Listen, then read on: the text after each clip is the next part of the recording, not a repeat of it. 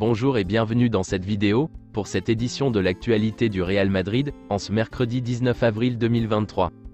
Si t'es nouveau sur la chaîne, n'hésite pas à t'abonner, et activer la cloche de notification, pour recevoir une notification dès que je publierai une nouvelle vidéo. Merci, et commençons.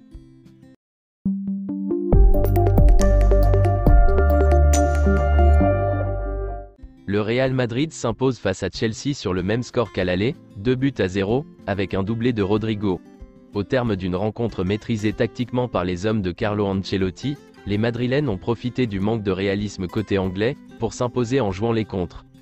Le Real Madrid se qualifie une nouvelle fois en demi-finale de la Ligue des Champions. Valverde a été l'homme du match.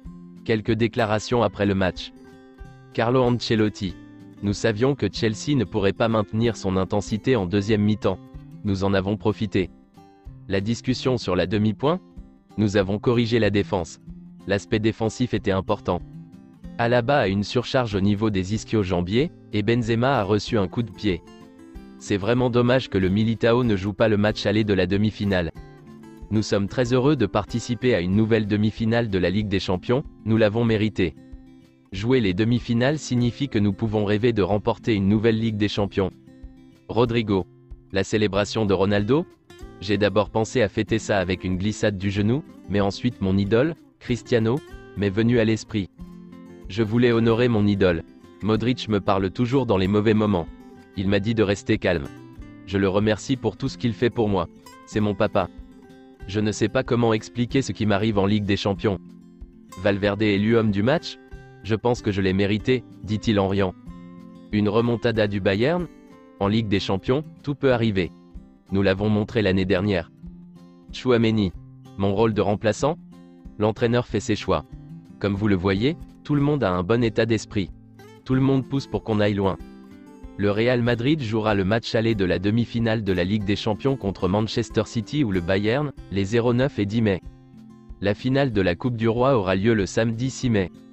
Le Real Madrid a signé 2 joueurs du centre de formation de l'Atlético Madrid pour la saison prochaine, et il pourrait y en avoir d'autres. Au Real Madrid, les avis sont partagés au sujet de Jude Bellingham. Certains pensent que c'est un joueur incontournable, d'autres qu'il est trop cher. Quoi qu'il en soit, il est le grand objectif du club cet été. Jude Bellingham a été informé qu'il serait un joueur clé, s'il rejoignait le club. Le Real Madrid a proposé à Jude Bellingham de devenir l'un des meilleurs joueurs du monde, et d'accéder à la Ligue des Champions. Il n'a pas hésité à souligner que Kylian Mbappé avait fait le mauvais choix en restant au PSG. Selon une source, le Real Madrid est prêt à inclure un joueur dans le contrat de Jude Bellingham, pour en réduire le prix. Le nom de Brahim Diaz est évoqué.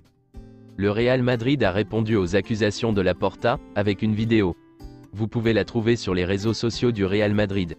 Voici un peu ce que disait la vidéo. Barcelone a décerné l'insigne d'or et de brillant à Franco. Barcelone a fait de Franco un membre honoraire, en 1965. Barcelone a été sauvé 3 fois de la faillite, avec 3 reclassements par Franco. Le Barça a remporté 8 Ligas et 9 coupes, pendant le mandat de Franco. Le Real Madrid a passé 15 ans sans Liga pendant cette période. Pendant la guerre civile, des joueurs du Real Madrid ont été arrêtés, détenus ou exilés. Pour y mettre fin, le Camp Nou a été inauguré par le ministre général de Franco. Voici un peu quelques-unes des déclarations se trouvant dans la vidéo. Allez voir la vidéo complète, sur les réseaux sociaux du Real Madrid. Le Real Madrid ne se contentera pas de la vidéo publiée lundi soir, le club a d'autres arguments défensifs qui seront révélés au public. Le Real Madrid ne tolérera aucune attaque. Le club ne tolérera pas de gestes qui assombrissent l'histoire du club.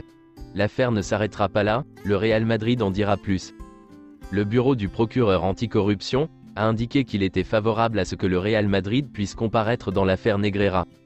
Le gouvernement de Catalogne a demandé au Real Madrid de rectifier la vidéo qu'il a tweetée lundi soir. Ils la décrivent comme offensante, irresponsable et insultante. Patricia Plaja, porte-parole du gouvernement de Catalogne, a qualifié la vidéo du Real Madrid de manipulation de l'histoire. C'est tout pour cette édition de l'actualité du Real Madrid, et merci de nous avoir suivis.